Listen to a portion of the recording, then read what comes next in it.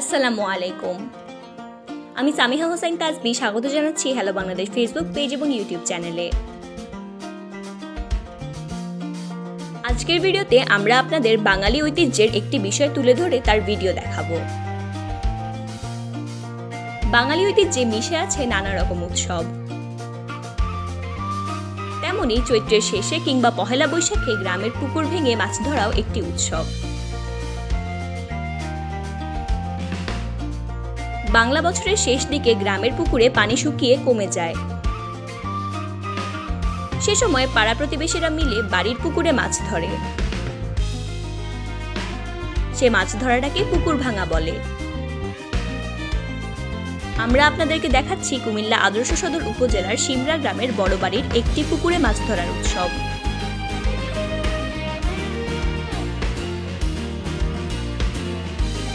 প্রথমে সবাই একসাথে হই হুল্লোড় করে দল বেঁধে পুকুরে নেমে পড়ে। পুরি জাল, ঠেলা জাল, পলসহ নানা কিছু নিয়ে পুকুরে নামে সবাই। প্রথমে পুকুরের সবটা পানিকে ঘুলিয়ে ফেলা হয়, তাতে করে পুকুরে থাকা মাছগুলো ধীরে ধীরে ভেসে ওঠে। আর তখনই যে যার মতো করে মাছ ধরে। পুনি জালগুলো দুজনে টেনে এপার থেকে ওপারে নিয়ে যায়, আর তাতে বড় বড় মাছগুলো ধরা পড়ে। এ মাছ ধরা দেখতে বাড়ির সবাই পুকুরের পাড়ে এসে জড়ো হয়। শিশুরাও এই উৎসবে মেতে ওঠে বড়দের সাথে।